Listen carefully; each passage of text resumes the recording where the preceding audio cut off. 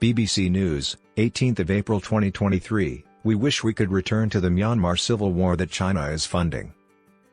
Due to Chinese geopolitics and the Chinese-funded and influenced conflict in Burma, Myanmar has been decimated.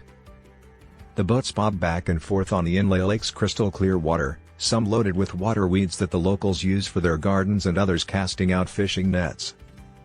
A lake that has drawn tourists to Myanmar for as long as there have been visitors forms a lovely backdrop to the Shan highlands, which are turned blue by the hazy air. But today, there are hardly any tourists.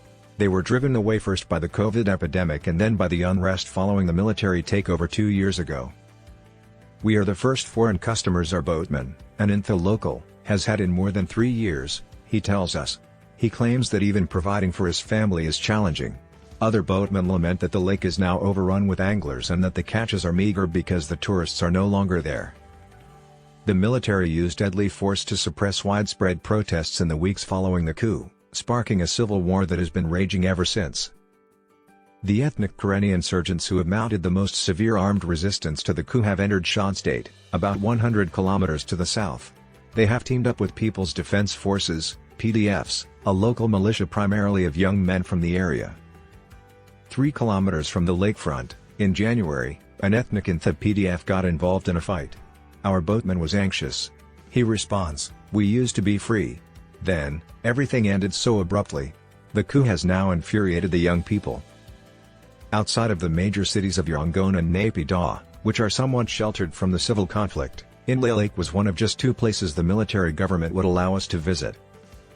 Officially granted to the BBC to cover the significant military parade on Armed Forces Day, this was the first visa they had received since the coup. The letter approving our visas also warned that we were not permitted to address any prohibited organizations today consisting of a sizable group of people. Who is it safe to talk to, and what could they say since new rules made it illegal to criticize the military government? Even in the locations the military deems the safest for its troops, it is impossible to escape the impression that Myanmar is constantly on edge. Nearly all police officers on the streets are armed with automatic weapons. They mostly hide behind their sandbag defenses since they know the risk of ambushes or drive-by shootings. Additionally, longer road trips now face a random military checkpoint. You might or might not be allowed to pass. The troops near Inle warned our driver not to transport any more foreigners to a well-defended position there. He was informed that it was too risky for them. We conversed with folks in Inle for 2 days in the most covert manner possible. We stood out because there were hardly any other evident foreign guests there. The local economy has suffered greatly from the collapse of tourism. The majority of the hotel was unoccupied. Many others in Nung Shui's main town were also. When guests returned to the hotel at night, the hotel turned on the generator because there was no main power in the city while we were there. We came to a standstill near Thantong, the scene of the conflict in January. The market was open. Nobody wished to discuss the altercation. They mainly griped about price increases and a lack of consumers. One group of elderly men pointed at the sky and said, "It's bad here, and it's all his fault," referring to the coup leader General Min Aung Hlaing. Rows of glass showcases were empty at the lakeside silversmith's workshop. For the sporadic visitors, they were only using one end of the long wooden structure. But they also kept a painted portrait of Aung San Suu Kyi, which was prominently displayed in the room's center and was impossible to miss. There is a solid loyalty to the lady on Inle Lake, and when it was feasible, the villagers organized several boat protests against the coup that toppled her. The workshop manager stated that we still adore her. We are all incredibly sorry for what occurred to her. How much does the military government find this economic hardship and silent disobedience troubling?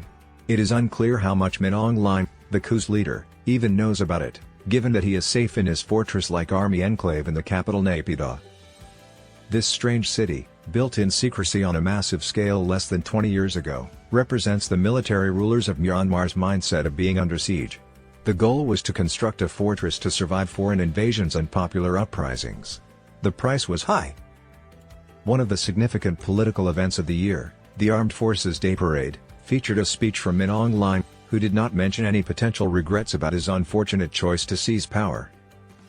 Instead, we heard a recitation of tired, old clichés from the army's mythologized past, claiming that only it can keep Myanmar together. Since the military last held sway in the 1980s and 1990s, when it severely damaged the country's economy and caused Myanmar's human development indicators to rank among the worst in Asia, it seemed as though nothing had changed. In promoting nuclear energy and electric vehicles in a nation that cannot even provide electricity in its commercial center Yangon, expensive and polluting generators can be heard running noisily outside every shop. Min Aung Hlaing is already displaying a preference for the types of vanity projects pursued by some of his predecessors. There is gloomy normality in Yangon, where there is at least still an economy in operation, albeit one working at a considerably lower level than before the coup. Numerous eateries and bars have closed. Even the Shangri-La and Strand hotels remained open during the prior military rule and are currently closed and guarded. The financial industry seldom works at all. On the black market, the local currency is traded at a significant discount to the going rate.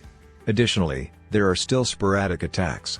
A military junta lawyer was shot and executed the day before we arrived in Yangon. The generals tried to refashion a pseudo-democratic system 20 years ago, maintaining their hold on the reins of power even after an election. They think they have time to accomplish it now? Still, they don't have to deal with the wild card of the enormously popular Ms. Suu Kyi this time. After the army's last violent takeover of power in 1988, it took 24 years for Aung San Suu Kyi to be finally freed and for her to agree to participate in the military-led transition to democracy in 2012. That marked the beginning of Myanmar's first era of comparatively increased political freedom since the 1950s. Even though he dusted off most of the old authoritarian playbook, Min Aung Hlaing appears to grasp that he no longer has the luxury of time. He wants a vote to validate his legitimacy. That might help him gain more support from his neighbors in Asia, like Thailand and China, who are less repulsed by his brutal tactics. This year has seen a significant increase in air power use, culminating in the deadly air raid on Pazigie last week that killed 168 people. This shows that he is eager to end the opposition to allow some elections to be held next year. He planned to have one in August when the year began, but his regime's inability to maintain control over a sizable portion of Myanmar has prevented that. A younger generation that is furious about losing the liberties and aspirations they had grown accustomed to during the 10-year democratic interlude is the driving force behind the opposition's increased strength and improved equipment. However, the military continues its mission at all costs, breaking its promise to neighboring states to negotiate with its adversaries. I came upon a giant red banner with the words "Never Hesitating" written in English and Burmese outside one of the military bases you find outside every town in Myanmar. Always willing to give up sweat and blood. In their minds, the generals still struggle for national cohesion that began with Burma's independence in 1948. The rest comes after that. On the day we visited, only two small groups worshipped at the Phang Da'u Pagoda on Inle Lake instead of the usual large crowds. Even though they hang next to other pictures of the military personnel who overthrew her, photos of Aung San Suu Kyi taken during her visits still have a prominent place on the wall. A woman approached me and introduced herself as a tour guide. Even though there seemed to be no chance of customers that day, she was impeccably dressed. She questioned, "What did I think of Myanmar? Why wasn't I afraid to come when it was so dangerous right now?" I questioned her about residents' reactions around the lake to the coup. Did they feel bad? She jerked back. She urged him to look at her, her eyes sparkling with tears. "Do I seem cheerful? We only want things to return to how they were before the coup." Estimating how many others share her sentiments is impossible, but it is likely a sizable number. It won't matter much to their military rulers' calculations because they seem determined to continue down the bloody path they have set out for their nation. While most nations have an army, the Burmese joke that the military has its country in Myanmar, but it also hasn't let go.